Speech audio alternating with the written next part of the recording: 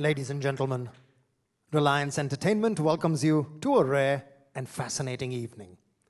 It's our pleasure to have with us today the most influential filmmaker in the history of global cinema, the highest box office grossing director of all times, and three-time Academy Award winner, Mr. Steven Spielberg.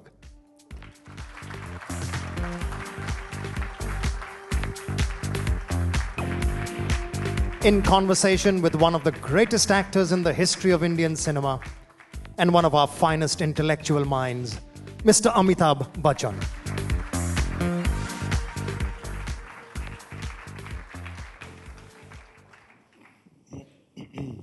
Good evening, ladies and gentlemen. Still trying to recover from this promotion that we just saw. So overwhelming and a huge body of work. That's a lot of shots up there. Yeah. Welcome to India, Mr. Thank Spielberg, and thank you for being with us today. Obviously, this isn't your very first visit to India, is it? No, I've been here several times before, but it's been 30 years since I've been back to India. I was here, the last time was in 1983. Were you making films then? Yes, Temple of Doom. And I was here on my own, backpacking through the country. Where did you go? But everywhere. Really? Yes. Benares, Calcutta, Delhi, Jodhpur, Jaipur, a lot of places. But I started here in 1977, and I shot a very small scene from my movie Close Encounters of the Third Kind in a very small town, about 3-hour drive outside of Bombay. Oh. And that was the... So I was here. Not very many people know that. What was it that impressed you most about India at that point of time, when you were backpacking? I think that people were welcoming of a foreigner, that they would invite me to eat with them. They would invite me to stay with them. They didn't know who I was. It was after I had made Jaws, and after certainly Close Encounters came out. It was so great that nobody knew who I was. I remember that as being one of the happiest moments of my life, the relative anonymity of just traveling through India. Is that something surprising for you, or is that something that isn't very prevalent in the United States of America? No. There's no anonymity there. You know, you can be an actor in one television show that everybody watches, and that's the end of your privacy. It's over. Yeah. Okay. Mr. Spielberg, you started off very early in your life. I believe as a child you once took an 8mm camera and made your first film with your mother being in the star cast. Yes, I did. What inspired you to do that? Well, I think well, for one thing, the first time I picked up a movie camera was because I was wrecking my electric trains when I was about 12 years old. I was crashing the two trains into each other and making a complete mess, and sometimes the trains would break and my dad would have to take them back to the electric train store to get them fixed, and he told me if I ever broke my trains again, he would take the entire set away. And we had an 8mm Kodak movie camera. And I remember coming home from school one day and setting up a couple of shots, and I photographed the trains crashing. And luckily the trains didn't break, but I had it on film. I got one train going left to right, then inside the camera I stopped, I put the camera on the other train, keeping the screen direction right, the other train going right to left. And I set the camera down, shooting straight out at the track, and both trains came together and crashed. And then what I wound up doing was looking at that piece of film 90 seconds of film over and over and over again, and it satisfied my need for some reason to break things in those days. And in that sense, I discovered the power of cinema. Right. And I started making little movies after that. Yes.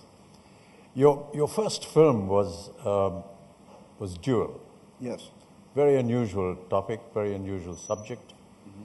A truck on a highway chasing a man in a car. And I remember seeing it, many, many years ago, and just overawed by the concept of that film. What drove you to making a film like that? Well, the great thing about movies is, before the director, there must be a writer. And Duel was totally conceived by Richard Matheson, a great science fiction fantasy writer. And he had written this amazing story, and I was the lucky beneficiary of having my assistant at the time read the story. It was a short story in Playboy magazine. And my assistant came over to me, and I was just a young television director, but we all had secretaries.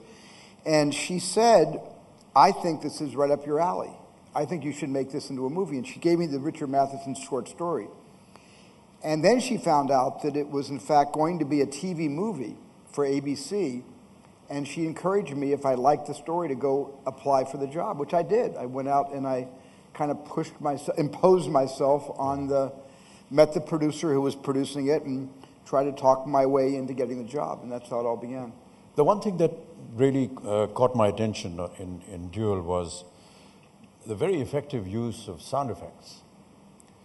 Every time the truck would appear, there would be just the sound of the truck, which was almost frightening, the way it was cut.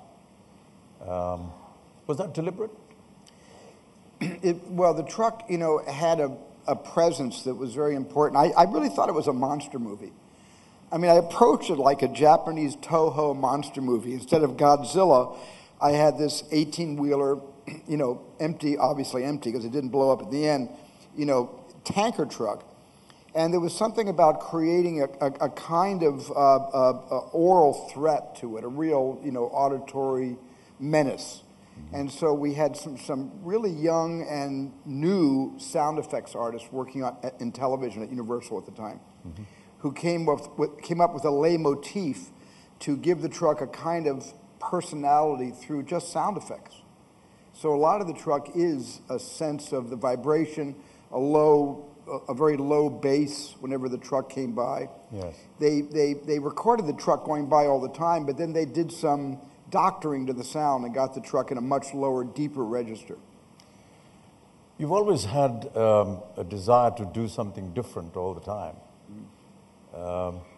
Whether it's a duel, whether it's a shark or an extraterrestrial being. How do you make these decisions on doing something different? Well, I think what happens is, I don't go... A lot of the actors actually are being threatened by this. I hope you know that. Well, as I've because aged... the greatest remembrance that all actors are going to, think of is that, the best actors is a fish, a robot, and somebody from outer space. Yes, but as I move beyond middle age into that unspecified period of time, I've actually turned to actors to save my career. So I turned to Daniel Day-Lewis, I turned to Tom Hanks, I turned to Leonardo DiCaprio. So I have made my case with the actors to make more actor-based films. But when I was first starting out, I love big, high-concept movies. I like the idea.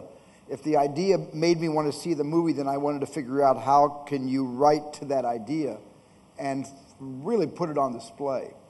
So in my younger years, I did a lot of conceptual figuring out how to make a movie around a shark. Now, of course, I had the help of a book. Richard Matheson wrote Duel, and Peter Benchley wrote the novel Jaws. And so about 3/4 of my films all come from books. And because of that, you've already got a leg up. Half the work's already been done. Yes. But you have switched to working with actors. And I always work with actors, but they just don't happen to be a fish and a robot.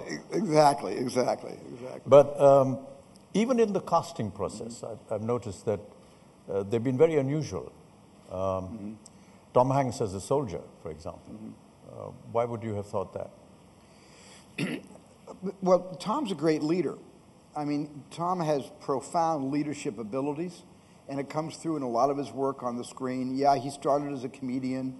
He started doing a television show, called Bosom Buddies, where he was always dressed as a woman every day. And he started, doing jokes, and he started in comedy. But there was, in every comedy actor, there is a very serious dramatic actor. You really can't do great comedy unless you have a deep dramatic core. And Tom always had that, and Tom always had a penchant for drama. And as Tom matured, his films became more serious, and Tom and I became friends. I produced 3 movies that Tom was in as an actor, and we got to know each other really well. And I just thought Tom could do anything. He could be a politician, he could be the President of the United States, for that matter. And so it wasn't that far of a reach to imagine Tom playing Captain John Miller. Right. You've always apparently enjoyed the Bond movies. I love the Bond movies. And would you say that Indiana Jones was a kind of a inspiration from Bond films or a tribute to Bond films? Well, not really, because when George Lucas came up with the idea of Indiana Jones, he was basing his concept on the movies that Republic Studios used to make. These serialized adventures that would show in between a double feature back in the 1940s and early 50s. You'd have a feature, then you'd have a bunch of cartoons, then you'd have a newsreel, and then they would show a kind of 14-minute segment of a movie with a cliffhanger at the end of it. And they do 15 or 16 of these little interstitials. And by the end of it, you saw an entire movie, each one having a thrilling cliffhanger. So the Indiana Jones concept was based on the old serials from those black and white American serial days. Ever thought of directing a Bond film? I tried to direct a Bond film, and Cubby Broccoli wouldn't hire me. I went to Cubby, and I called him up on the phone, and I just said, I had done a couple of movies. I had just started out. I had actually done Jaws, and it was a big hit, and I thought, well, that'll convince him that I can direct a Bond picture. And I got him on the telephone, and I said, I really would love to do your next Bond picture. And he said, you're not experienced enough. And he said, if we ever do one on the water, I'll call you. And so that was the end of that. And then a number of years later, after Close Encounters came out, in Close Encounters, there's a 5-note sequence that the aliens send to us, and then we send those 5 notes back to the aliens. So Cubby was making Moonraker, and he wanted to use the 5-note sequence as a parody on Close Encounters in the Bond film. But he needed my permission. Thank God for the Directors Guild of America. They really protect us. They really do. So he called me, got me at the office, and he asked if he could use those 5 notes. And I immediately said yes, and then I said, do you have a slot open? I've made 2 huge hits, Jaws and Close Encounters. I got nominated for Oscars on both films. And he said, did you win? I said, no. He said, well, no. No, not this time. Later, I'm making a movie in 1986. I was the second unit director, and I produced a movie which I wrote the story. Dick Donner was the director. It was called The Goonies. Mm-hmm. And in the film, a kid who loved the James Bond films plays the James Bond theme on a little ghetto blaster he's wearing around his neck, across his chest. But I needed the rights to the Bond theme. And I had given Cubby Broccoli the rights to my 5 notes, so I called Cubby on the phone. I said, I'm making this little picture. There's a really nice homage to James Bond. This kid comes flying in on a bungee cord, and he lands in this room, and he's playing the James Bond theme. And can I get the rights? And Cubby said, no. And I said, Cubby, I gave you free of charge the 5 notes from Close Encounters of Their Kind. He said, the Bond theme is 7 notes. But he eventually finally gave me that. So that was my consolation prize. He would never hire me to do Bond, no matter how successful my career. He would never let me in the front door, but I got the notes for free. Yeah. But, Mr. Spielberg, you've been a producer, a director. an executive producer. How do you decide which particular project of yours you're going to executive produce? And have there been occasions sometimes when you felt that, much like Cubby did, that a particular film or a story was not worth putting your name to it and withdrawn from it? I don't think I have. I think once I make a commitment to either produce or direct, I pretty much keep that promise to myself. And in the sense of producing, I have a kind of obligation to the production company that I promised to, work on the film.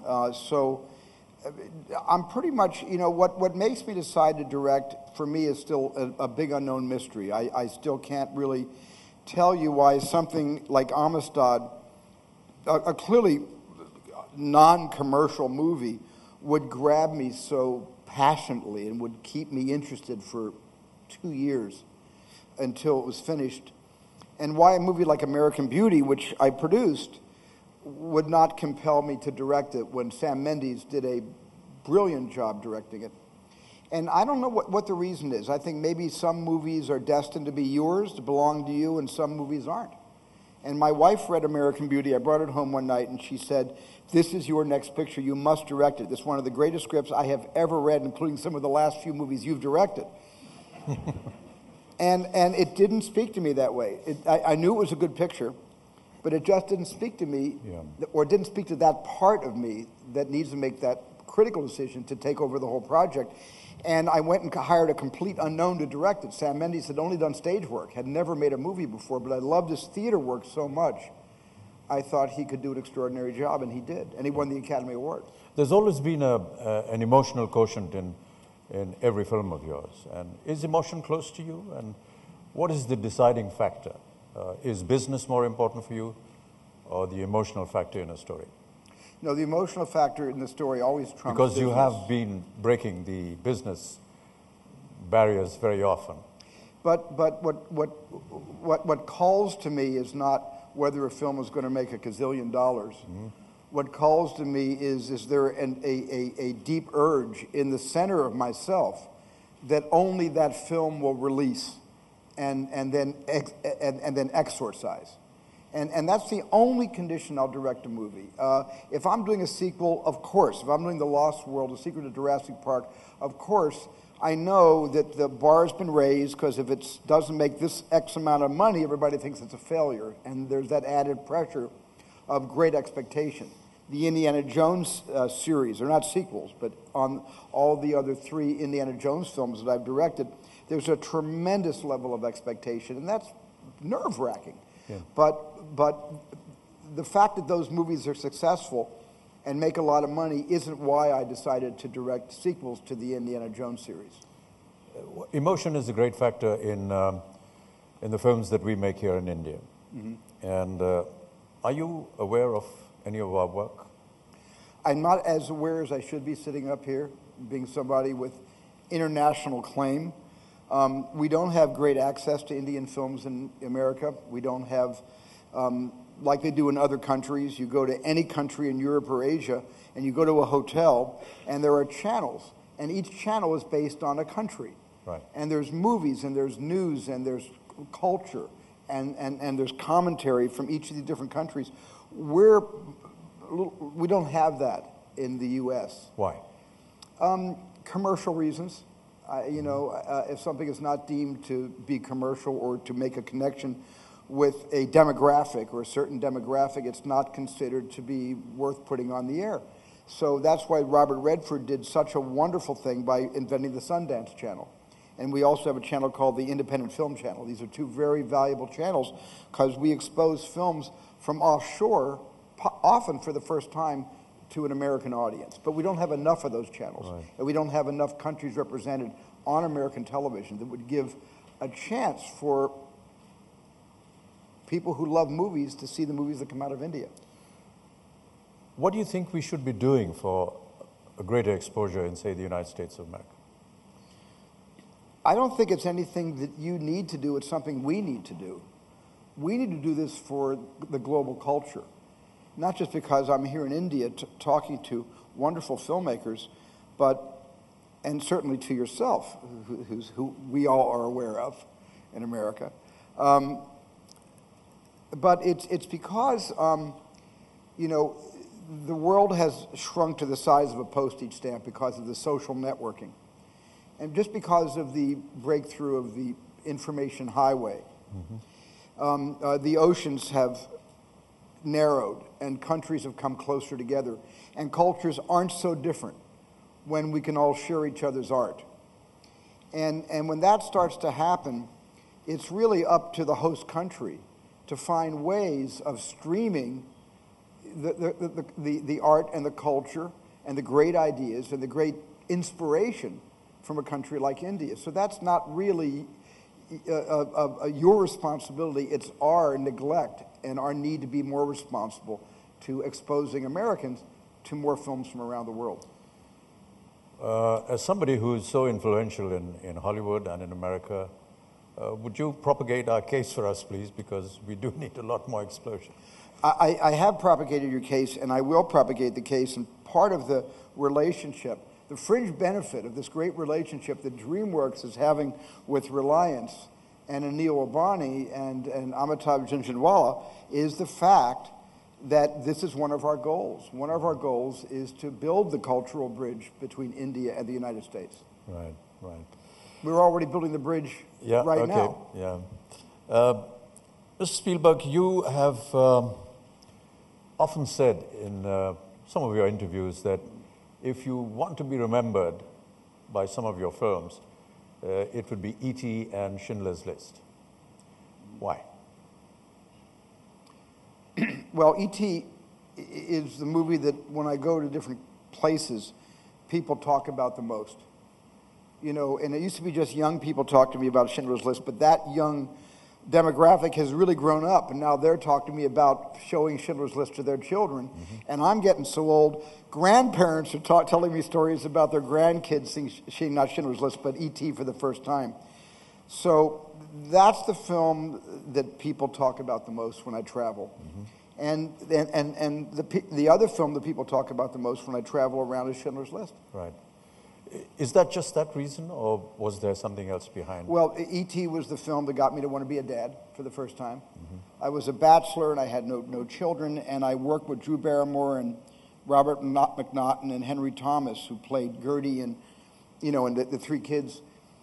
And by the end of E.T., I did not want to leave those kids with their parents. I just wanted to take those kids home with me and raise them. And I just simply realized that the entire E.T. was about my own search for, I guess, the parent in me. It was a healing movie because my mom and dad got divorced, and essentially E.T. is about an American family and a divorce and its impact on children. And I was working on a script about an American divorce when I got the idea to do the alien being stranded on Earth, and I combined both concepts. So in a sense, that movie was, at that time, in 1982, the most personal thing I had ever done, and it led 3 years later to my having my first child. Right.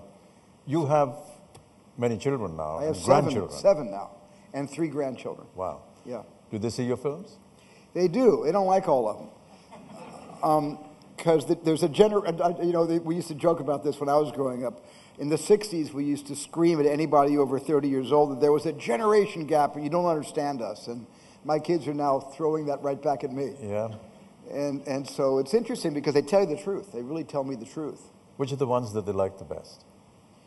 I think the movie that my kids like, it depends because they like different movies at different times as they grow up. But the movie that they always talk about is E.T. I just have to say, that's the one that they and Indiana Jones, the entire series, they like that the best, except they don't like the last one I made so much.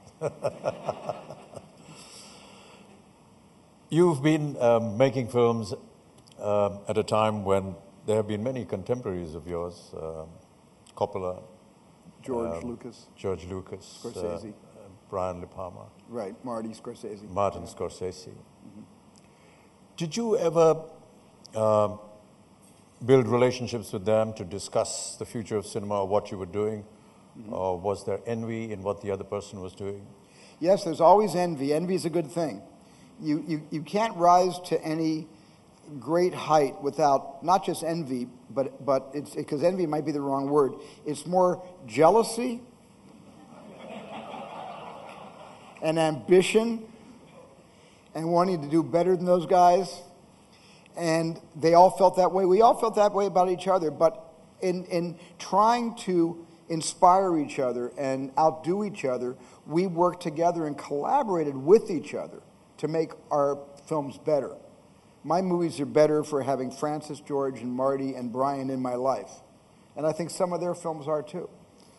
Was there ever a time where you felt that perhaps if you had directed one of the films that you saw of your contemporaries, you would have done a better job?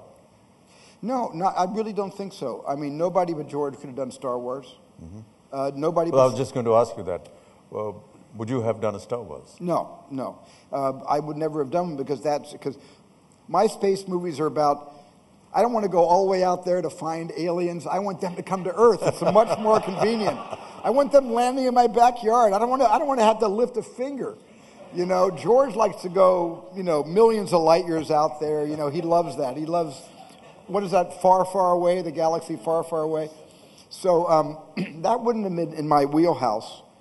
And arguably, but for me, one of the greatest movies ever made in the history of cinema is the first Godfather. Nobody could have done Godfather 1 and 2 like Francis. No one. Yeah. Marty, George, all the original group that grew up together, none of us could have done that the way Francis did. So, Mr. Spielberg, welcome to India. Thank you. Welcome to Bombay again. Back to India. Welcome back after 30 years, right? 30 years, yes. So, what has your experience here been like? I mean, this fabulous evening, it's been great to have you here. Well, this evening's been worth the whole coming over. It really has. I mean, it's been a whirlwind trip. And we did media all day today, which was a lot of fun. Really great questions. And then tonight to be received so warmly by the entire community of filmmakers, directors, and writers. This was a great house, and I had the best time talking to everybody. And what are your expectations from this? I mean, what are you looking forward to the most? I need to be properly exposed to the current cinema here in India. And I need to really be able to do more homework, so to speak. Learn who all the filmmakers are and try to search for multiple genres, not just the one Bollywood kind of style of filmmaking, but personal movies that filmmakers and writers are creating that show different complexions of India, different stories about personal lives, or it doesn't have to be a little quirky small movie. It can be a big adventure film, but something that shows the imprint of the filmmaker's sensibilities, taste, and skill. And so I need to see a lot of movies, and I need my countrymen and my own industry to be more aware of the films being made here. So what are you taking back with you? How are you going to go about that? Just off the top of your head, I mean, right after all of this. Well, right after all this, I'm going to go back with great memories, number one. And then I'm going to see what we can do proactively to inspire more of a cultural exchange and more of, even if it's just a one-way street of more Indian films coming to America, finding some place to show them. Maybe not movie theaters right away, but television. Well, fantastic. Thank you. Thank you very much. Thank you. Nice to meet you too. Mr. Bachchan, what was your experience with this in conversation with Steven Spielberg? Much the same as this wonderful audience here. Very invigorating, very frank, very open, and as Mr. Ambani said, a lot of candor, and he felt very comfortable. That's always a wonderful feeling. But just the fact to be, having Mr. Steven Spielberg here in India and being in conversation with him on the same floor is just an incredible experience. It's an evening that I think many of us will remember for a very long time. Well, I think part of it's also because you were in conversation with him and made him really comfortable as well. I think that people from the same profession sometimes have this ability to be able to, talk shop, and this was one such occasion. I think all of us were on the same plane. We understood the feelings, the language, some of the moments that he described, everything to do with cinema. That's always a wonderful feeling to be able to see your own profession from another person's point of view and not just an ordinary person, a genius such as Steven Spielberg. Well, a lot of people, I've heard this from a lot of people around you, feel a lot of awe and feel this great aura that you have. Do you feel that with him? I mean, is this someone that you feel? I don't know, where this is coming from, but there is no aura at all as far as I'm concerned. But yes, when you meet somebody like Mr. Spielberg, you do recognize the quality of work that he's put in, and you feel very dwarfed in his presence. And lastly, what's one thing you're taking away? I mean, there's a lot you take away from an evening like tonight, but what's one thing that you would take away with you? Just the fact that what a lot of dignity that all makers have towards not just the profession, but the people that contribute to each film. There's the writer, the producer, the music, or the crew, or the co-artists.